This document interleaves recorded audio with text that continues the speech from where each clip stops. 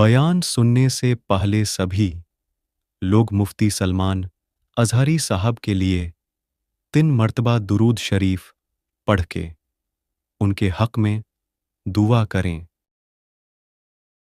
और बयान सुनने के लिए हमारे चैनल को सब्सक्राइब करें। रहमतुल्लाहि व बरकातुहू। अल्हम्दुलिल्लाहि व कफ़ा व सलामुन अला हबीबिहिल मुस्तफ़ा अम्मा बअद फ़अऊज़ु बिल्लाहि मिनश शैतानिर रजीम बिस्मिल्लाहिर रहमानिर रहीम। इन्नल्लाहा व मलाइकतहु युसल्लूना अलन नबी या अय्युहल्लज़ीना आमनू सल्लु अलैहि व सल्लिमू तस्लीमा। अल्लाहुम्मा सल्लि अला सय्यिदिना व मौलाना मुहम्मदिन मअदनिल जूदि वल करम व आलिहि व अस्हाबिहिल किराम व इब्निहिल करीम व बारिक व सल्लिम। बिस्मिल्लाहिर रहमानिर रहीम। व रफ़अना फ़ौक़हुमुत तूर बिमीसाक़िहिम व क़ुलना लहुम उदख़ुलुल बाब सुज्जदा व क़ुलना लहुम ला तअदू फ़िस्सब्ति व अख़ज़ना मिनहुम मीसाक़न ग़लीज़ा फ़बिमा नक़्ज़िहिम मीसाक़हुम व कुफ़्रिहिम बिआयातिल्लाहि व क़त्लिहिमुल अंबियाअ बिग़ैरि हक़्क़ व क़ौलिहिम क़ुलूबुना ग़ुल्फ़ बल तबअल्लाहु अलैहा बिकुफ़्रिहिम फ़ला युमिनूना इल्ला क़लीला। सदक़ल्लाहु मौलानल अज़ीम। फिर हमने उन पर तूर को ऊंचा किया उनसे अहद लेने को, और उनसे फरमाया कि दरवाज़े में सजदा करते दाखिल हो, और उनसे फरमाया कि हफ्ते में हद से ना बढ़ो, और हमने उनसे गाढ़ा अहद लिया। तो उनकी कैसी बदअहदियों के सबब हमने उन पर लानत की, और इसलिए कि वह आयात इलाही के मुनकिर हुए और अंबिया को नाहक शहीद करते, और उनके इस कहने पर कि हमारे दिलों पर ग़िलाफ़ हैं, बल्कि अल्लाह ने उनके कुफ्र के सबब उनके दिलों पर मोहर लगा दी है, तो ईमान नहीं लाए मगर बहुत थोड़े। ये उन्हीं यहूदियों के मुतालिक आयात चल रही हैं जिनमें ये बात गुज़र चुकी। कल मैं आपसे कह रहा था कि ये हुज़ूर अकरम सल्लल्लाहु अलैहि वसल्लम के पास एक जमात आई, उन्होंने सवाल किया कि आसमान से किताब उतार कर हमें दिखाएं। तो अल्लाह ताला ने फरमाया ये तो आपसे ये सवाल किए हैं कि आसमान से किताब उतार करके दिखाएं। इससे भी बड़ा सवाल इन्होंने मूसा अलैहिस्सलाम से किया था। क्या सवाल किया था? अरिनल्लाह जहरतन, अल्लाह को खुले तौर पर हमें दिखवाओ, हमें अल्लाह का दीदार कराओ, तब हम ईमान लाएंगे। तो ये इस तरह की जमात है, इससे भी बड़ा सवाल कर चुकी है मूसा अलैहिस्सलाम से। अल्लाह ताला ने फरमाया उनकी इन्हीं हरकतों पर अल्लाह ने उन पर अज़ाब नाजिल किया, यानी बिजली कड़क जो है उनको आकर घेर चुकी थी। फिर उसके बाद इतनी बड़ी निशानियां देख करके अब उन्हें बाज आ जाना चाहिए पुरानी आदतों से, लेकिन उन यहूदियों की एक आदत ये भी हुई कि वो बछड़े की पूजा में लग गए। ये बछड़ा क्या था, क्या पूजा हुई, इसकी तारीख़ है। सूरह बकरा में भी इसकी बात गुज़र चुकी है, और 16वें पारे में सूरह ताहा में भी इसका तज़किरा मौजूद है। बात दर हकीकत ये थी कि मूसा अलैहिस्सलाम की जमाअत में सामरी नाम का एक शख्स था। सामरी हज़रत मूसा अलैहिस्सलातु तस्लीम की उम्मत में से है और करीबी था। जब फ़िरौन के लश्कर ने पीछा किया मूसा अलैहिस्सलाम की कौम का, ईमान वालों का, और फ़िरौन का लश्कर बहुत भारी बड़ा हमला आवर हुआ, मूसा अलैहिस्सलाम अपनी जमात को लेकर के निकले। अब ऐसी जगह पर पहुँचे कि सामने समंदर है और पीछे फ़िरौन का लश्कर है, रास्ते बंद हो चुके थे। आगे जाते तो समंदर में डूबना है, पीछे जाए तो फ़िरौन के लश्कर ही हिलाक करेंगे। तो इस मौके पर अल्लाह रब्बुल इज़्ज़त ने मूसा अलैहिस्सलाम की मदद के लिए उन पर वही फरमाई, ऐ मूसा तुम अपने असा को समंदर पे मारो। तो हज़रत मूसा अलैहिस्सलाम ने समंदर पे मारा तो 12 रास्ते उसमें निकले, 12 रास्ते, खुले हुए रास्ते, ऐसे कि धूल उड़ती थी समंदर के दरमियान। अब मूसा अलैहिस्सलाम की उम्मत में 12 कबीले थे, 12 ख़ानदान थे। इन हर एक कबीले को मूसा अलैहिस्सलाम ने हुक्म फरमाया कि एक एक अपना रास्ता ले ले और निकल जाए समंदर की दूसरे तरफ। موسیٰ علیہ السلام کی جماعت ان راستوں پر چل پڑی. فرعون کی لشکری پیچھا کرتے کرتے قریب تک آ گئے. اب انہوں نے دیکھا کہ موسیٰ علیہ السلام اور ان کی جماعت تو کھلے راستوں میں جا رہی ہے سمندر کے درمیان. تو انہوں نے فرعون کے تمام لشکریوں نے یہ سوچا کہ ہم بھی ان راستوں پر کیوں نہ چلے جائیں. تو ساری فوج اس راستے پر آ گئی. جب یہ درمیان میں پہنچے اللہ نے سمندر کو واپس پھر سے ملا دیا. جیسا تھا سمندر ویسی سب کے سب غرق ہو گئے. فرعون بھی اس میں ڈوب گیا. پانی کی موجوں نے اسے غرق کر دیا. موسیٰ علیہ السلام صحیح سلامت باہر نکلے. یہ واقعہ آپ نے سنا ہوگا اور قرآن پاک میں اس کا تذکرہ آیا ہے. اب موسیٰ علیہ السلام جب سمندر کو عبور کر کے دوسری سمت میں آئے تو یہاں اب معاملہ یہ تھا کہ اپنی قوم کو موسیٰ علیہ السلام نے روزہ رکھنے کا حکم دیا. یہ عاشورہ کا دن تھا. شکرانے میں انہوں نے روزہ رکھا, عبادت کیا. اب اللہ تبارک و تعالیٰ نے آپ کو کوہ طور پر بلایا. طور ایک پہاڑ ہے. آج بھی مصر میں سینا ایک علاقہ ہے اور اتنی لمبی پہاڑیوں کا سلسلہ ہے کہ ختم نہیں ہوتا. تقریباً 100 کلومیٹر تک بھی آپ جائیں تو پہاڑ ہی ہے, بیچ میں کوئی گیپ نہیں ملے گا. یہ پہاڑیوں کا سلسلہ ہے اور انہی میں سے ایک پہاڑ ہے سینا. اس کو طور سینا اس کو کہتے ہیں. اس پہاڑی کو مقدس کہا گیا ہے اس لیے کہ اللہ تبارک و تعالیٰ نے وہاں موسیٰ علیہ السلام کو بلایا. موسیٰ علیہ السلام اپنی قوم میں اپنے بھائی ہارون علیہ السلام کو نائب بنا کر کے گئے. ہارون علیہ السلام طبیعت کے بڑے نرم مزاج تھے, بڑے نرم سے.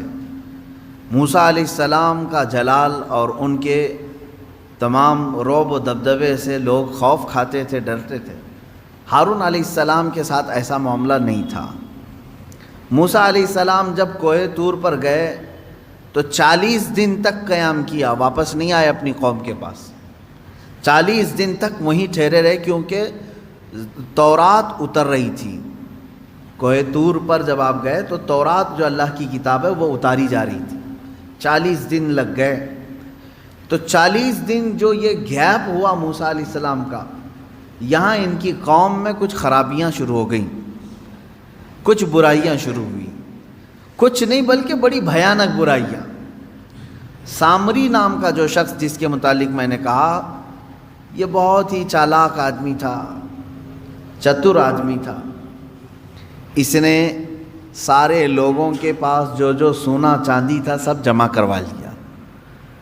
سب نے سونا چاندی جمع کیا. کیوں؟ وہ کہہ رہا تھا میں تمہارا خدا سامنے دکھاؤں گا تمہیں.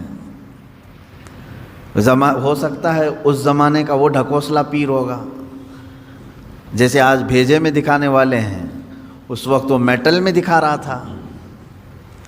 تو اس نے کہا کہ تم سب کے سب سونا اور چاندی لے کر کے آؤ. سب لے کر کے آئے. جس کے پاس جتنا سونا چاندی تھا وہ سب لا کر کے جمع کیے. اب وہ کافی بڑی تعداد میں ہوا. اب سامری نے کیا کیا, یہ سونا چاندی سب کا لے کر کے میلٹ کیا, اس کو میلٹ کیا, گرما کر کے پگھلایا. پگھلا کر کے اس سے ایک بچھڑا بنایا, بیل کا بچہ. اور بچھڑا جب سونے اور چاندی کے سارے دھاتوں سے مل کر کے بنا تو بڑا خوبصورت بچھڑا تھا. واللہ عالم اس کے ذہن میں کیا بات تھی, کیا چل رہا تھا اس کے دماغ میں. ہو سکتا ہے اس زمانے کا وہ بہت ہی ذہین و فتین آدمی ہو. تو اس نے بچھڑے کو بنانے کے بعد اب کیا کیا, اس بچھڑے میں کچھ ایسی چیز ڈال دی جس سے وہ بچھڑا بولنے کے قابل ہوا. سیل نہیں, بیٹری نہیں یا کمپیوٹر کا زمانہ نہیں, بچھڑا صاف بولتا تھا. لوگ اپنی حاجتیں لے کر کے آتے تھے, بچھڑا ان سے بات کرتا تھا. اب سامری نے کیا کہا, اس بچھڑے کو بنا کر کے کہا الہنا و الہ موسیٰ, موسیٰ کا خدا بھی یہی ہے اور ہمارا خدا بھی یہی ہے. موسیٰ طور پر گئے ہیں, خدا ہمارے پاس آ گیا ہے. تو سب کے دماغ میں بات آ گئی. اس زمانے میں ظاہر سی بات ہے بچھڑا بولے گا تو تعجب ہی کی بات ہوگی. 4000 سال پہلے کی بات کر رہا ہوں. آج سے آپ میں سے بڑے حضرات بھی یہاں پر موجود ہوں گے، موبائل کا تصور بھی نہیں رہا ہوگا کہ کوئی ڈبہ ایسا ہوگا چھوٹا سا جس میں سے بات آ سکتی ہے۔ فون کو ہی لے کر کے، وائرلیس فون کو ہی لے کر کے لوگ عجب عجب حرکتیں کرتے تھے۔ ہم موبائل کے بھی زمانے کو ابھی دیکھ رہے ہیں نا۔ اب جو بزرگ حضرات ہیں انہوں نے سوچا بھی نہیں ہوگا کہ موبائل بغیر وائر کے کنیکشن کے ایک جگہ سے دوسری جگہ کیسے بات کرا دے گا۔ بات نہیں، پورے ویڈیو کر کے ایک دوسرے کو دکھا بھی دیتا ہے۔ یہ چند سالوں پہلے نہیں تھا۔ تو ہمارے جو باپ دادا تھے ان کے لیے تو تعجب کا ہی مقام ہوگا نا۔ اب یہ 3000-4000 سال کے عرصے پہلے کی بات کر رہا ہوں۔ اس زمانے میں اگر کوئی بچڑا بولنے لگے، بات کرنے لگے تو کیا تعجب کی بات نہیں؟ آج بھی تعجب کی بات ہے جب گنپتی بول رہی ہے یا دودھ پی رہی ہے تو لوگ اس کی پوجا کے لیے ہیں، جاتے ہیں۔ ہوتا نہیں ہے؟ بات مشہور ہوتی ہے کہیں کہیں کی، ہم تو جا کر دیکھے نہیں ہیں، ہوتا ہوگا، ہمیں تو معلوم نہیں ہے۔ لیکن آج بھی اس ترقی یافتہ زمانے میں بیٹری کا زمانہ ہے، سیل کا زمانہ ہے، الیکٹرانک ساری چیزیں آ گئی ہیں، لیکن اکا دکا خبریں آج بھی کسی گاؤں سے آتی ہیں کہ فلاں بھگوان دودھ پی رہے ہیں یا لڈو کھا رہے ہیں، تو لوگ یقین بھی کرتے ہیں اور اس کی طرف چڑھاوے زیادہ بھی ہوتے ہیں۔ تو اب آپ اندازہ کرو 3000 سال پہلے جب سامری نے بچھڑے کو لائیو بولتا ہوا دکھا دیا تو کیا ان کے عقیدوں کا کیا حال ہوا ہوگا۔ اسی لیے میجورٹی اس میں اس کی عبادت میں لگ گئے۔ بچھڑے کی ایسی محبت رچ بس گئی کہ سجدہ بھی اسے کرنے لگے، مانگنے بھی اس سے لگے، اعتکاف بھی کرنے لگے، نظر و نیاز بھی کرنے لگے، منتیں کرنے لگ گئے بچھڑے کے سامنے۔ یہ 40 دن میں اتنا سب برا حال ہو گیا۔ ایمان والی قوم کا، فرعون کا نہیں، ایمان والی قوم کا یہ حال ہو گیا۔ موسیٰ علیہ السلام 40 دن کے بعد واپس تشریف لائے۔ اچھا، ان دنوں میں آپ کے ذہن میں یہ سوال آ سکتا ہے ہارون علیہ السلام کیا کر رہے تھے؟ کیونکہ موسیٰ علیہ السلام کے بھائی ہیں اور ان کو وہ نائب بنا کر کے بھیجے تھے۔ ہارون علیہ السلام کو جو منع کرنا تھا وہ منع کرتے رہے، لیکن اکثریت جو ہے وہ سامری کے جادو کو دیکھ کر کے اس طرف چل پڑی۔ تو جو لوگ بچ گئے وہ ہارون علیہ السلام کے ساتھ تھے، چند ایمان والے بچے رہے، اور ہر زمانے میں ایمان والوں کی تعداد رہے گی، ایسا نہیں کہ پورے روئے زمین پر ختم ہو جائیں گے۔ موسیٰ علیہ السلام نہیں تھے تب بھی ایمان والے موجود رہے ہارون علیہ السلام کے ساتھ۔ 40 دن کے بعد واپس تشریف لائے موسیٰ علیہ السلام طور سے۔ دیکھا اپنی قوم کو، یہ کیا ہو گیا؟ تم لوگوں نے بچڑے کو کیسے معبود بنا لیا؟ اور پھر اس کے بعد سامری کو گرفتار کر کے موسیٰ علیہ السلام لے آئے۔ تو نے بڑا کھلا شرک کیا، تیرا قتل واجب ہے، اب تجھے مارا جائے گا۔ لیکن یہ تو بتا، اس کو بولنے کے قابل تو نے بنایا کیسے؟ لوگوں کا سونا چاندی سب میلٹ کیا، اب بنایا کیسے تو نے اس کو؟ خیر ہے، آپ دیکھیں سامری اس زمانے میں بچھڑے کو بولنے کے قابل تو بنایا، لیکن بچھڑے کے بھیجے میں خدا نہیں دکھایا۔ یہ اس زمانے کا کمال ہے۔ وہ جادو جس طرح سے بھی کیا ہوگا، لیکن اس نے کہا یہی خدا ہے۔ اب آپ اندازہ کریں موسیٰ علیہ الصلوۃ والتسلیم نے جب اس سے سوال کیا، اب وہ جواب کیا دیتا ہے؟ بصرت بما لم يبصروا به فقبضت قبضة من اثر الرسول فنبذتها وكذلك سولت لي نفسي۔ یہ 16ویں پارے میں ہے۔ جب ہم سمندر کا راستہ طے کر کے آگے آ رہے تھے، اس وقت معاملہ یہ تھا، موسیٰ علیہ الصلوۃ والتسلیم گھوڑے پر سوار تھے۔ موسیٰ علیہ السلام گھوڑے پر سوار تھے۔ اب سامری کہتا ہے میں نے ایک چیز ایسی دیکھی جو لوگوں نے نہیں دیکھی، عام لوگ نہیں دیکھ رہے تھے۔ کیا؟ موسیٰ علیہ الصلوۃ والتسلیم کے گھوڑے کے آگے آگے جبرائیل علیہ السلام چل رہے تھے۔ وہ شاید چاہے وہ گھوڑے کی رسی پکڑ کر کے یا باگڈور سنبھالے ہوئے، جبرائیل علیہ السلام چل رہے تھے۔ یہ کہتا ہے سامری مجھے کچھ تو نظر آ رہا تھا کہ کوئی نوری مخلوق آگے چل رہی ہے۔ تو کیا ہوا پھر؟ وہ کہتا ہے کہ میں جبرائیل کے پاؤں کے نیچے کی مٹی اٹھاتا رہا. قرآن میں ہے یہ. جہاں جہاں سے وہ چلتے جا رہے تھے ان کے پیروں کے نیچے کی میں مٹی اٹھا رہا تھا. فقبضت قبضة من اثر الرسول، اس قاصد، اس فرشتے کے پیروں کے نیچے کی مٹی میں اٹھایا. پھر کیا کیا؟ کہا وہی مٹی، اسی مٹی کو لا کر میں نے بچڑے کے منہ میں ڈالا، یہ بولنے لگ گیا. اللہ اکبر. یہ قرآن کا فلسفہ ہے میرے عزیزو. یہاں سے کئی باتیں ہمیں سمجھ میں آتی. یہ کون سا بچڑا تھا جس کا تذکرہ چل رہا ہے یہاں پر؟ وہی بچڑا ہے. اب عبادت اتنے سارے لوگوں نے کیوں کیا یہ بھی آپ کو سمجھ میں آ گیا. اس زمانے کا وہ بہت بڑا کمال تھا، بہت بڑا. اس زمانے میں کمال سمجھتے ہیں. کہہ تو رہا ہوں میں، بھگوان جب دودھ پینے لگے، لڈو کھانے لگے تو اس زمانے میں کمال سمجھتے ہیں. 3000 سال پہلے کیا حال ہو. اب آپ ہزاروں لوگ اس میں جو گمراہ ہوئے تھے، شرک کیے، حکم ان کے لیے یہ آیا کہ ان سب کو قتل کر دیا جائے. سارے لوگوں کو مار دیا گیا. قتل وہ سخت ترین حکم تھا بنی اسرائیل کے لیے. وہ قتل ہو گئے. جتنے عبادت کیے تھے بچڑے کی وہ سب ختم ہو گئے. اب اندازہ کریں آپ، یہاں سے کئی باتیں اس سے سمجھ میں آتی ہیں. سامری کا بھی قتل ہوا، اس کے پیچھے جتنے لوگ چلے تھے ان کا بھی قتل ہوا. سب سے پہلی چیز اس واقعے سے ہمیں جو چیزیں ملتی ہیں نکل کر کے، وہ کیا کیا ہیں؟ پہلی چیز تو یہ ہے کہ قوم سے جب رہبر دور ہوتا ہے تو قوم بگڑ جاتی ہے. پہلی چیز یہ ہے. اسی لیے کہا گیا کہ زیادہ دیر تک قوم کو خالی نہ چھوڑا جائے. اور حضور اکرم صلی اللہ علیہ وسلم کی حدیث بھی ہے، جس قوم کا کوئی امام نہیں، جس کی گردن میں کسی کی بیعت نہیں، تو وہ شیطان کا کھلونا بن جاتا ہے. شیطان اسے ادھر کھینچتا ہے، ادھر کھینچتا ہے. ید اللہ علی الجماعہ، اللہ کا دست قدرت پوری جماعت پر ہے. جس کی کوئی گائیڈنگ کر رہا ہو، لیڈنگ کر رہا ہو، امام ہو. من شذ شذ فی النار، حضور فرماتے ہیں جو جماعت سے ہٹا اسے تنہا جہنم میں ڈالا جائے گا. جماعت کا مطلب کیا ہے؟ یہی تمام یونٹی اسلام اور مسلمانوں کی. عزیزان گرامی، 40 دن موسیٰ علیہ السلام نہیں تھے اپنی قوم کے ساتھ تو کیا ہوا؟ سب بچڑے کی پوجا میں لگ گئے. اب یہاں اندازہ کریں آپ، برسوں برس جن کے درمیان کوئی شیخ نہ ہو، کوئی عالم بعمل نہ ہو، کوئی ان کی صحیح تربیت کرنے والا نہ ہو، تو پھر کیا ہوگا؟ سب ہوس کے پجاری ہو جائیں گے.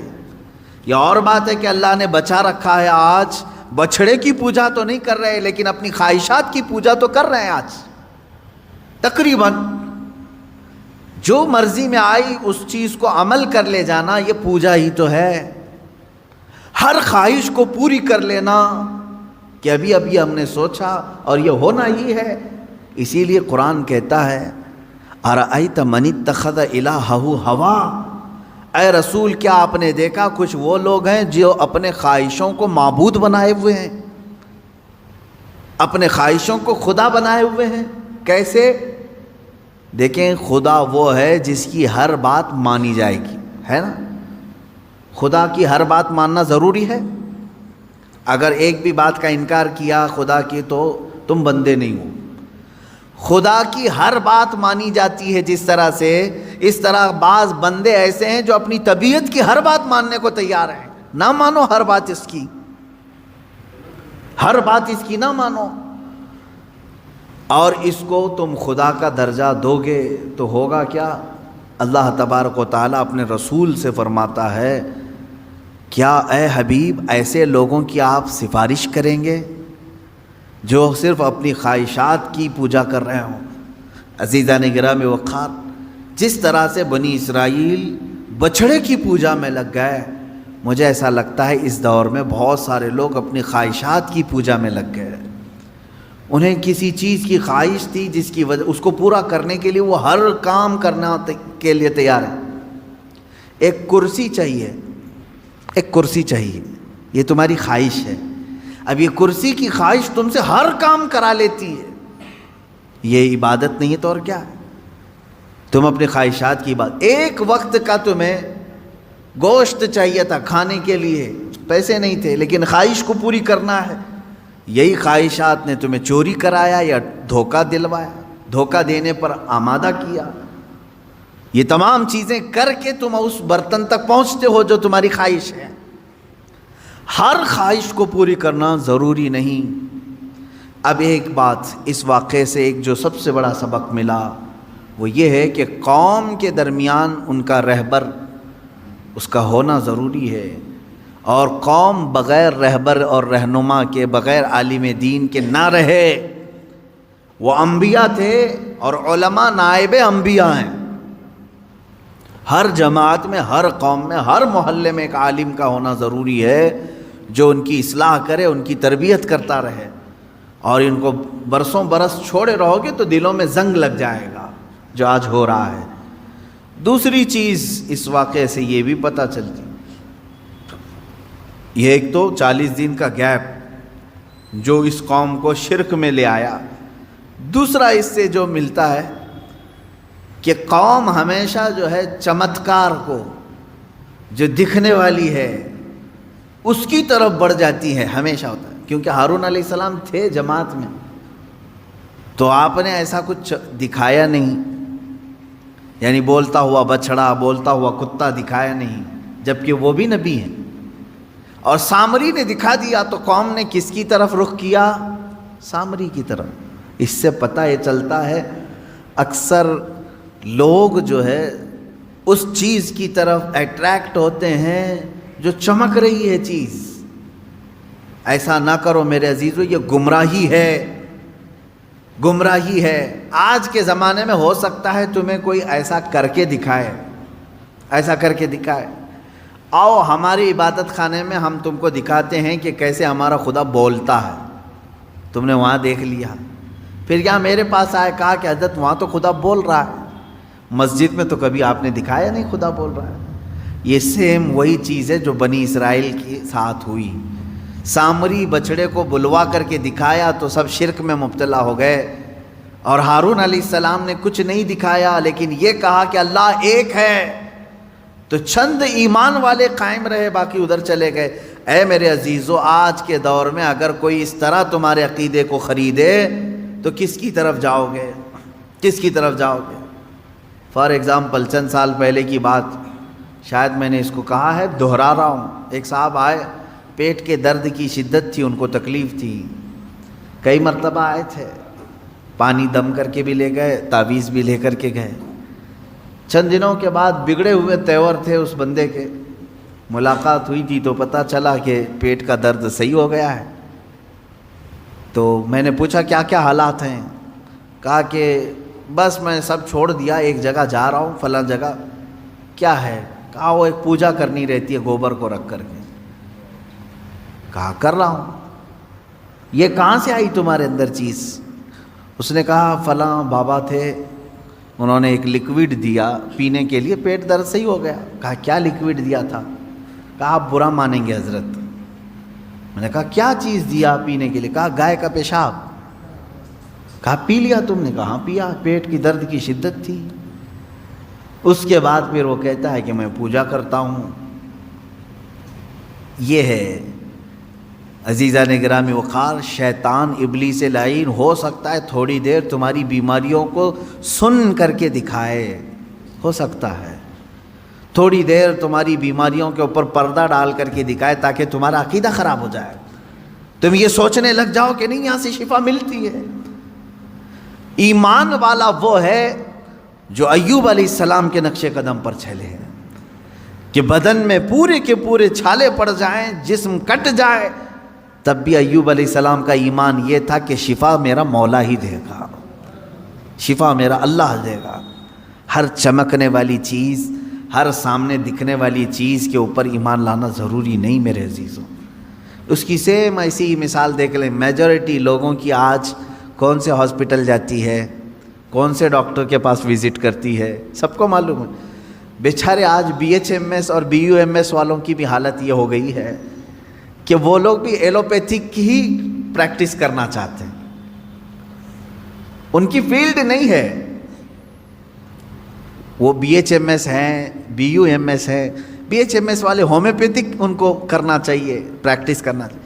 BUMS والوں کو یونانی کرنا چاہیے, BAMS والوں کو آیورویدک کرنا چاہیے. لیکن وہ سب چھوڑ چکے, گولیاں یہی دیں گے. تم کو ڈولو چاہیے, ڈولو لے لو. وجہ کیا ہے؟ یہاں کوئک صحیح ہونا, فوراً صحیح ہونا, یہ چمتکار ہے ایلوپیتھک ڈاکٹروں کا. ان ڈاکٹروں نے ابھی گولی دی, شام میں بخار چلی گئی, رات کو گولی کھا کے سوئے, صبح تک سردی ختم ہو گئی. تو انسان کو ایسا چاہیے آج کے زمانے میں. یہ اس طرح کی خواہش تمہیں گمراہی کی طرف لے جائے گی. کیوں میرے عزیزو؟ انہی ڈاکٹروں سے پوچھ لینا جنہوں نے آپ کو فوراً صحیح کر دیا ہو, ایک دن میں صحیح کر دیا ہو. ایک بیماری کو صحیح کر کے وہ 4 بیماریاں سائیڈ ایفیکٹ میں ڈال کے بھیجتے ہیں. ہوتا ہے کہ نہیں ہوتا معلوم ہے آپ کو؟ ہر ایک دوا کا سائیڈ ایفیکٹ ہے. یہ خود ایلوپیتھک پورا مطلب جو پینل ہے وہ خود کہتے ہیں. اب ہونا یہ چاہیے, ایک ڈاکٹر صاحب ہیں BUMS ہیں, اور اس کی تھوڑی بہت ہمیں شدھ بدھ ہے یونانی دوائوں کی. میری ان سے بات ہو رہی تھی, میں نے کہا کہ ڈاکٹر صاحب یہ بہت اچھی لائن ہے, اس کو آپ امپروو کریں, ان دواؤں کو اور لائیں. تو انہوں نے کہا کیا کریں حضرت, بات ایسی ہے کہ ہمارا اثر دیر سے دکھاتا ہے اور لوگوں میں اتنا صبر نہیں ہے. وہ اسی چیز کی طرف جاتے ہیں کہ جمعہ کو گولی کھائیں, سنیچر کو فٹ ہو جائیں. ایک دن کا ان کو چاہیے. اسی لیے ہم نے خود اپنی لائن چھوڑ دی ہے, پریکٹس اس پر کر رہے ہیں, دوائیاں وہی دے رہے ہیں. عزیزان گرامی وقار, یہ چیز زندگی میں بھی ہو رہی ہے, ہمارے زندگی میں بھی. بنی اسرائیل نے وہاں پر 2 معاملات تھے. ایک طرف ہارون علیہ السلام ہیں جو کہہ رہے ہیں اللہ ایک ہے اور اس کی بڑی طاقت ہے, نہیں مان رہے تھے ان کی بات. کس کی طرف گئے؟ وہ سامری کی طرف, کیونکہ وہ دکھا رہا تھا, بچڑے کو بولنے کے قابل بنا کر کے لوگوں کے سامنے لائیو دکھا رہا تھا, اس کی طرف چلے گئے. اس کا مطلب یہ ہوا کہ ہر لائیو دکھنے والی چیز حقیقت نہیں ہوتی. ایمان کو اپنے سنبھالو. یہ باتیں میں اس لیے کر رہا ہوں, ان قریب دجال کے زمانے کا آنے کا زمانہ قریب آ چکا ہے. دجال کے آنے کا زمانہ ان قریب ہے. وہ اس سے بھی بڑے چمتکار دکھائے گا. تب آپ کیا کریں گے؟ اسے خدا کہہ دیں گے. وہ زمین سے سبزے اگا کر دکھائے گا, بارش برسا کر دکھائے گا, کسی مردے کو زندہ کر کے دکھا دے گا. یہ اتنی بڑی چیزیں ہیں کہ لوگوں کا عقیدہ ڈاواڈول ہو جائے گا. اس لیے میں کہہ رہا ہوں کہ ابھی سے ایمان اتنا مضبوط رکھو. میں نے اللہ کو دیکھا نہیں, اللہ ہے, اور میرے نبی نے فرمایا وہ ایک ہے, میں ایک ہی خدا مانتا ہوں, اور اس سب سے بڑا طاقت والا ہے وہ بھی میں تسلیم کرتا ہوں. یہ عقیدے ایسے ہیں جو غائبانہ طور پر تمہیں کوئی بھی طاقت ہلا نہ سکے. تھوڑی سی گولیاں تمہیں پریشان نہ کریں. تمہارے بچوں کی بیماری میں کسی نے اگر ہاتھ رکھ کر کے صحیح کر دیا تو اس کی طرف یہ نہ سمجھ لو کہ یہی سب سے بڑا شفا خانہ ہے. نہ, شفا اللہ ہی کی طرف سے ہے. اب یہاں بات جو چل رہی تھی بچھڑے کی, اس میں اور ایک بات, 2 چیزیں میں نے ذکر کیا. موسیٰ علیہ السلام کا جو اتنا گیپ تھا یہ قوم میں گمراہی پیدا کر دیا. دوسری چیز یہ ہے کہ قوم کی عادت یہ ہے کہ وہ چمتکار کو دیکھ کر کے فوراً گرویدہ ہو جاتی ہے. ایسا آپ نہ کریں, آپ نہ کریں. مثال کے طور پر اگر کوئی آپ سے حضور اکرم صلی اللہ علیہ وسلم کا نائب عالم دین یہ کہہ دے کہ آپ فلاں عمل کریں آپ کو جنت ملے گی, آپ یہ سوال نہ کریں ابھی دکھاؤ کیسی ہے جنت. یہ تو بنی اسرائیل کا سوال ہوا. آپ یہ کہیں ٹھیک ہے میں صبر کرتا ہوں, میری موت کے بعد تو جنت ملے گی انشاءاللہ. ایمان والے کی یہ عادت ہونی چاہیے. صحابہ نے کبھی ایسا سوال نہیں کیا حضور آپ جنت کے تذکرے اتنے کرتے ہیں, ایسی ہے ویسی ہے, کبھی دکھاتے نہیں آپ؟ نہیں. صحابہ اکرام رضوان اللہ علیہم اجمعین کو یقین تھا اگر نبی نے فرمایا تو ملے گی ضرور. ہر ایمان والے کے بھی یہی عقیدہ ہو. تیسری ایک بہت بڑی چیز اس کے اندر جو ملتی ہے, سامری نے بچڑے کو بولنے کے قابل کیسے بنایا تھا؟ واقعہ میں نے بتایا, جبرائیل علیہ السلام کے قدموں کے نیچے کی مٹی اٹھایا تھا اس نے, اور وہ لا کر بچڑے کے منہ میں ڈال دیا تھا. بچڑا کون سا؟ میٹل کا، سونے چاندی سے پگھلایا ہوا، اور بولنے لگا تھا. تو میرے عزیزو، یہ قرآن کی آیت میں پڑھ رہا ہوں. یہاں جبرائیل علیہ السلام کے قدموں کے نیچے کی مٹی میں اتنی تاثیر ہے کہ میٹل کا بچڑا بول سکتا ہے، تو خاک پائے رسول میں کتنی طاقت ہوگی. میرے آقا صلی اللہ تعالیٰ علیہ وسلم جہاں قدم رکھیں، کیا اس میں تاثیر نہیں ہو سکتی؟ اسی لیے تو مدینے کی مٹی کو خاک شفا کہا جاتا ہے. کیوں؟ خاک شفا کا مطلب ہے شفا دینے والی مٹی. یہ مٹی میں شفا کہاں سے آئی؟ اس لیے کہ قدم رسول اللہ کے پڑے ہوئے ہیں، میرے آقا صلی اللہ تعالیٰ علیہ وسلم کے قدم پاک. اب آپ اندازہ کریں، ایک بے جان چیز کو بولنے کے قابل بنایا جا سکتا ہے، تو جو گونگے ہیں، بول نہیں سکتے، میرا عقیدہ یہ ہے کہ رسول پاک صلی اللہ تعالیٰ علیہ وسلم کی کوئی تبرک انہیں دے دیا جائے تو انشاءاللہ ان کی زبان بھی کھل جائے گی. زبان کھل سکتی. بے جان بچڑا بول سکتا ہے، تو جس کو آلریڈی زبان ہے، تتلاتا ہے، ہکلاتا ہے، منہ مبارک کا پانی پلایا جائے. رسول کریم صلی اللہ علیہ وسلم سے متصل جو بھی تبرک ملے اسے پیش کیا جائے. میرا یقین ہے انشاءاللہ اللہ اسے اس کی برکت سے شفا ضرور عطا کرے گا. یہ چیزیں تھی بچڑے کی. یہ جو بچڑے کا تذکرہ آیا ہے وہ یہ ہے. اچھا، اب ایک چوتھی بات، لوگ ایسی پوجا میں لگ گئے اس بچڑے کی کہ چھوڑتے نہیں تھے. موسیٰ علیہ السلام نے منع کیا تب بھی نہیں چھوڑ رہے تھے. اچھا، لوگوں کو قتل کیا گیا، پورے نہیں مرے. دن بھر قتل عام اتنا ہوا کہ وہ ختم نہیں ہو رہے تھے. اللہ تبارک و تعالیٰ نے تخفیف فرمائی، کیا بھی ان کو چھوڑ دیا جائے. تو جو بچے تھے توبہ کر چکے تھے، سچے ایمان والے تھے، لیکن کئی سالوں تک وہ محبت ان کے دل سے جاتی نہیں تھی بچڑے کی. چونکہ وہ بار بار دیکھ رہے تھے بچڑا جو بھی بولتا ہوگا وہ دماغ میں بار بار آ جاتی تھی.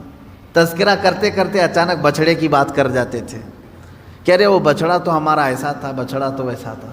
تو کچھ یادیں جلدی جاتی نہیں ہیں. تو گمراہی کی یادیں نکالنا یہ بہت اہم کام ہے. مثال کے طور پر برسوں پہلے آپ کوئی غلط کام کر رہے تھے، اب چھوڑ کر کے توبہ کر کے آ چکے ہیں، تو اب یہاں سب سے بڑا کام یہ ہوتا ہے کہ اس کا دماغ میں خیال بھی نہ آئے. اس کے لیے ٹائم لگتا ہے. تو جب تک وہ پورا نہیں نکالو گے آپ ایمان کے کمال کے درجے کو نہیں پہنچو. آپ کو معلوم ہے حضور پاک صلی اللہ علیہ وسلم کے پاس ایک جماعت آئی، انہوں نے پوچھا کہ حضور ہمیں کچھ حکم دے دیں، ہم باہر سے آتے ہیں، بیچ میں ہمارے اور آپ کے ایک دوسرا دشمن قبیلہ ہے، ہم آ نہیں سکتے ہر بار، بس وہ 4 مہینے ہیں جس میں جنگ حرام ہے اس میں ہم آتے ہیں آپ کے پاس. تو حضور نے ان کو حکم دیا 4 چیزوں کا، نماز کا، روزے کا، مال غنیمت کا، اور جہاد فی سبیل اللہ کا، اور ایک حدیث میں حج کا. اور پھر فرمایا میں 4 چیزوں سے تمہیں روکتا ہوں، 4 چیزیں کبھی مت کرنا. وہ 4 چیزیں کیا تھی؟ نقیر، دبا، حنتم، مزیفت. یہ چیزیں 4 پیالوں کے نام حضور نے گنائے. کدو کو کاٹ کر کے بیچ میں سے گول ہوتا ہے، اندر کا مغز نکالیں تو کھٹوری بن جاتا ہے. اس کو سکھا کر کے عرب والے اس میں شراب ڈال کے پیتے تھے. لکڑی کا گلاس بناتے تھے، لکڑی گول کاٹ کر کے بیچ میں سے اس کا سب نکال کے ایک گلاس بن جاتا، اس میں شراب رکھتے تھے. یعنی بالکل وہ لوگ اوریجنل چیزیں، نیچرل چیزیں شراب کے لیے استعمال کرتے تھے. یہ 4 قسم کے پیالے ہیں جن کا تذکرہ میں نے ابھی کہا. حضور نے فرمایا یہ ختم کر دو. یہ پیالہ، لکڑی کا پیالہ، کدو سے بنایا ہوا پیالہ، وہ کلنگر سے بنایا ہوا پیالہ، یہ ختم کر دو. شراب کی بات نہیں ہے اس میں، پیالے ختم کرو، پیالے توڑو. گئے انہوں نے پیالے توڑ دیے. اس میں حکمت کیا ہے؟ محدثین فرماتے ہیں شراب تو چھوڑنا ہی تھا انہیں، لیکن وہ پیالے نہیں رکھنا ہے جس میں شراب پیتے تھے. وجہ یہ ہے کہ جب جب پیالہ دیکھیں گے وہ شراب یاد آئے گی، اس میں ایسا پیتے تھے ہم. یہ اسلام ہے جو جڑ کو ختم کرنا چاہتا ہے. آپ ظاہر سی بات ہے اس بچڑے کو تو ختم کیا گیا، مار دیا گیا، لیکن حکم آیا کہ اس کا تصور بھی نہ آئے. ان کے دلوں میں وہ رچ بس گیا تھا بچڑا، جب دیکھو وہ بچڑے کا ہی تذکرہ کرتے تھے. اب اس طرح کے جو گمراہیاں آج تک لوگوں کے دلوں میں ہیں انہیں ختم کریں. پہلے کچھ لوگ کچھ عمل کرتے تھے جو ناجائز و حرام تھا گھروں میں، ہم نے تنبیہ کی، تلقین کی کہ یہ ناجائز ہے، حرام ہے، نہ کریں. چھوڑ تو دیا انہوں نے، لیکن جب جب وہ اوکیشن آتے ہیں تب پھر سے ان کی یاد آتی ہے.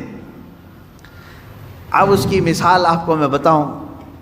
شروع کی بات ہے کہ محرم کے زمانے میں پنجے اٹھا کر کے ناچنے کی عادت اکثر لوگوں کو تھی، بہت سارے لوگ. ایک طرح سے اس میں عبادت کا تصور نہیں تھا لوگوں کو، بس یہ کہ انٹرٹینمنٹ کرنا ہے، کیونکہ عبادت اس طرح سے روڈ اور گلیوں میں ناچ کر کے تو ہوتی نہیں. نہ وہ امام حسین کو راضی کرنے کا مسئلہ ہے، نہ رب تبارک و تعالیٰ کی بارگاہ میں کچھ پیش کرنے کا مسئلہ ہے.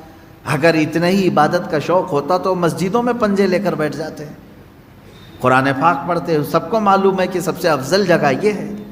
وہ انٹرٹینمنٹ کرتے تھے. اب ہوا یہ کہ ہم نے کہا کہ یہ بے حرمتی ہو رہی ہے، مولا حسین کے نام پر بے حرمتی ہو رہی ہے. اصل بات پنجہ تو آج تک امام حسین کا ملا نہیں، پنجہ ملا نہیں. حضرت عباس علمبردار کے پنجے کٹے تھے یہ سنا ہے، روایات بھی، لیکن اس کی شبیہ، اس سے ملتی جلتی تصویر کچھ ملی نہیں. اب رہی بات تعزیہ کا مسئلہ. تعزیہ جو ہے اس کا مسئلہ مختلف ہی ہے. اتنا میں بتاؤں گا، کنفیوز نہیں ہونا.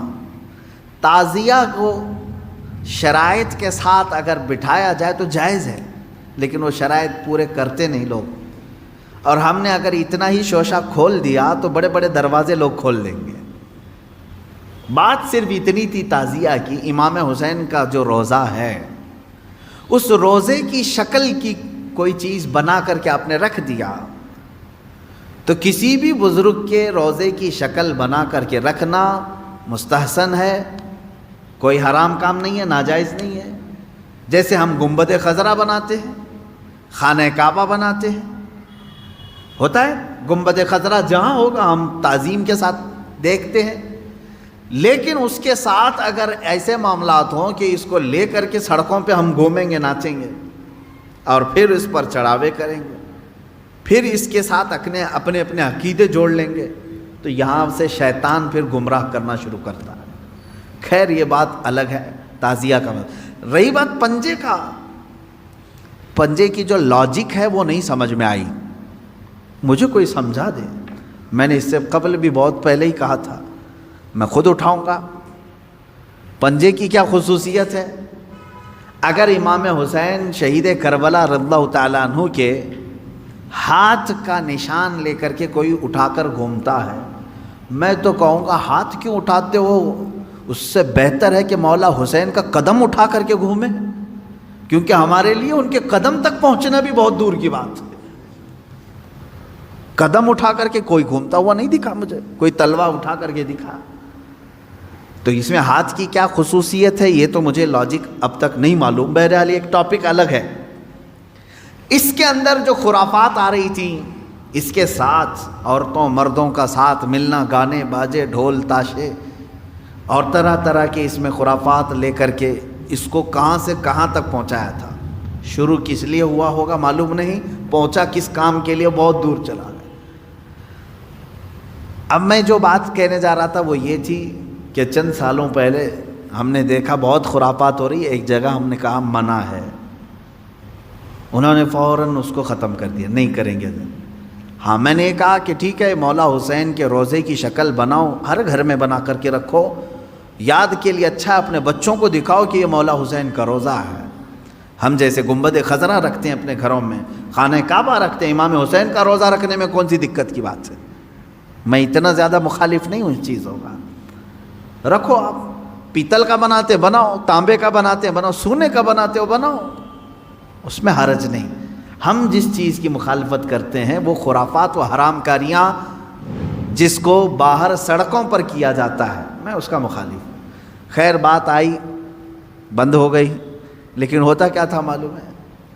چند دنوں کے بعد دوسرا محرم آیا تو گھر والے کہتے ہیں کہ حضرت وہ تو بند ہیں لیکن بچے ویسے ہی ناچ رہے ہیں، ہاتھ ایسے لمبے کر کے خود پنجہ بن گئے ہیں اور ناچ رہے ہیں۔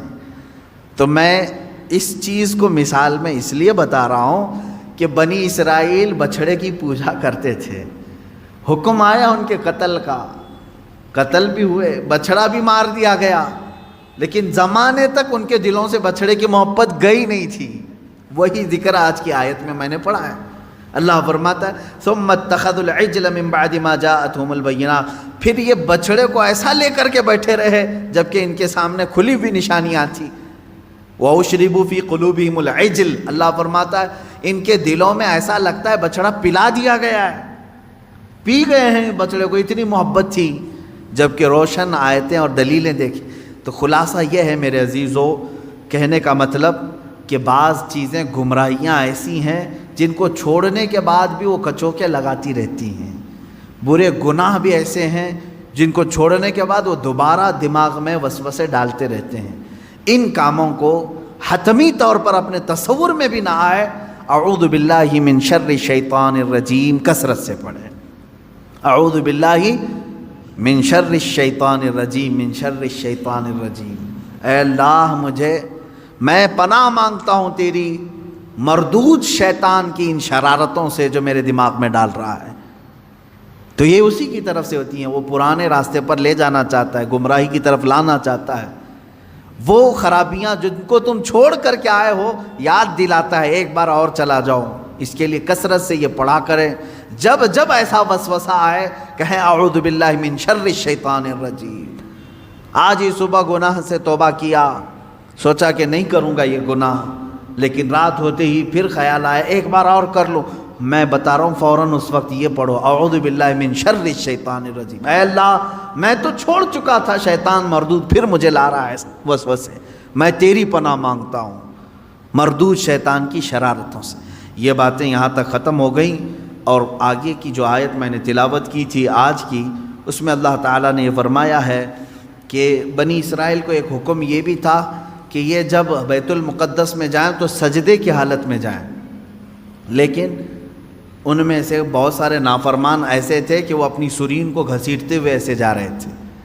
حکم ہوا تو سجدہ کر کے جائیں، لیکن وہ مذاق کے طور پر سرین اپنے گھسیٹتے ہوئے اس طرح سے بیت المقدس میں جانے لگے۔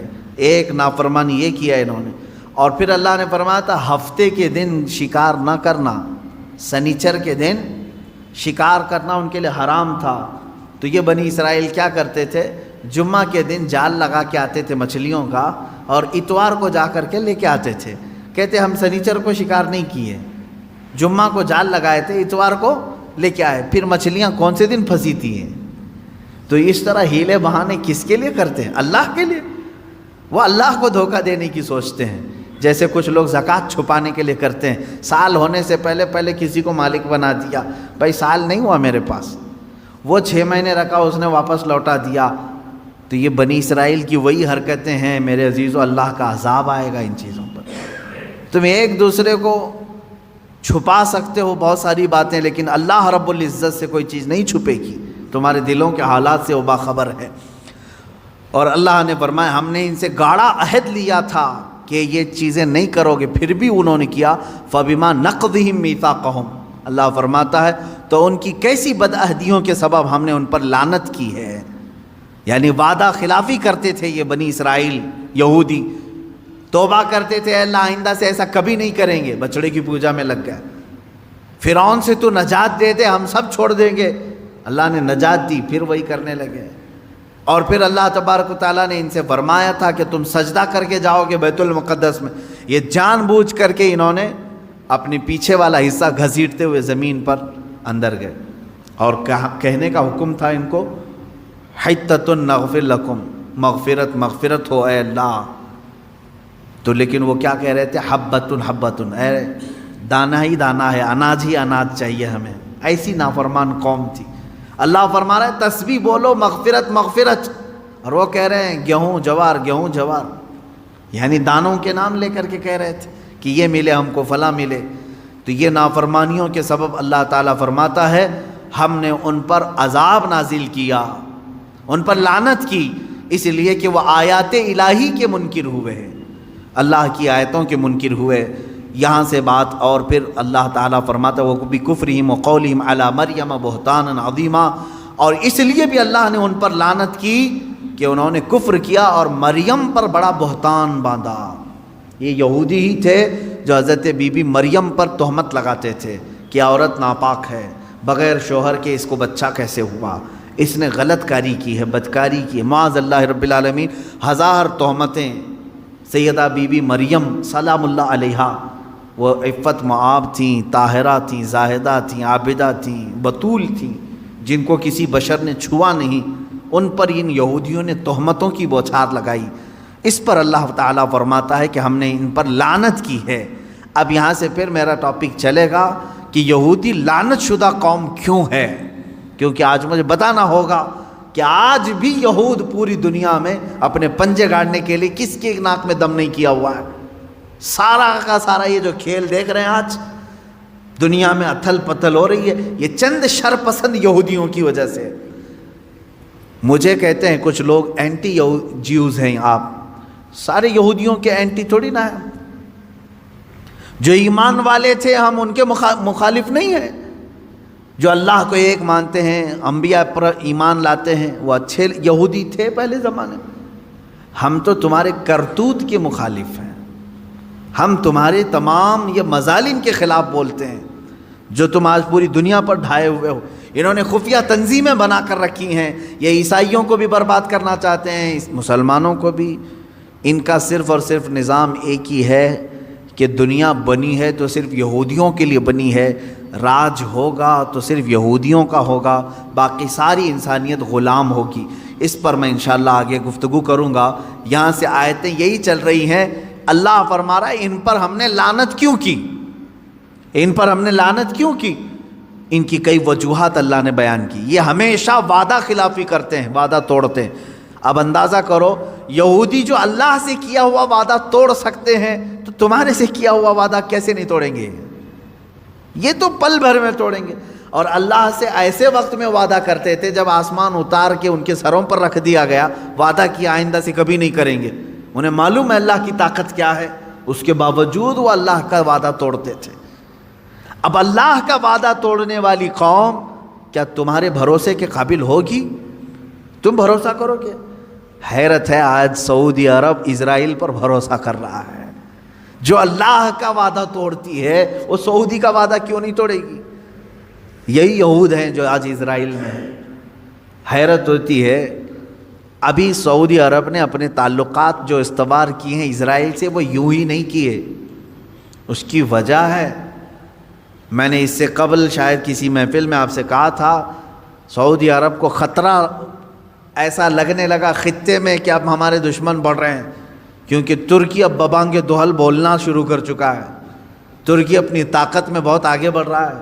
ترکی اپنا الگ الائنس بنا رہا ہے، کیونکہ سعودی عرب کا وہ IC ہمیشہ پہلے سے ہے، ایک آرگنائزیشن ہے اسلامک کنٹریز کا. ترکی اس میں سے الگ ہو کر، پاکستان اس میں سے الگ ہو کر، ایران الگ ہو کر، چائنا کو بھی یہ لوگ شامل کر کے، رشیا کو بھی شامل کر کے، قطر کو بھی لے کر یہ اپنا الائنس بنانے لگ گئے. خوف، یہ سیاسی معاملات ہیں جو دنیا کی سیاست پر نظر رکھتے ہیں، اچھی طرح جانتے ہیں. اب سعودی کو خطرہ ایران سے ہوا، خطرہ ترکی سے ہوا، تو گود میں جا کر بیٹھا اسرائیل کے کہ آپ ہمارے مائی باپا ہو، آپ ہماری حفاظت کر لینا. اسرائیل نے ہاتھ رکھ دیا سعودی کو، تو میرا بچہ ہے اگرچہ ناجائز ہے، ہم تو تیری پرورش کریں گے، ہم تیرے بیک سپورٹ رہیں گے. بس اتنی سی بات ہے کہ اسرائیل کا سپورٹ سعودی کو ملا اور UAE کو ملا. دبئی کی عمارتیں ہل رہی ہیں، کس بات پر؟ خوف سے. ہم نے تو آسمان چھوتی ہوئی عمارتیں بنائی، سیکورٹی تو نہیں ہے. جب آس پاس کے دشمن ملک یعنی ملک دشمن ہو جائیں گے تو خطرہ ان کی بلڈنگوں پر بھی ہے. ہمیشہ لہرا رہی ہیں خوف سے. تو ظاہر سی بات ہے کسی ایسے کا ہاتھ ان کو چاہیے، لیکن انہوں نے کس کا ہاتھ پکڑا؟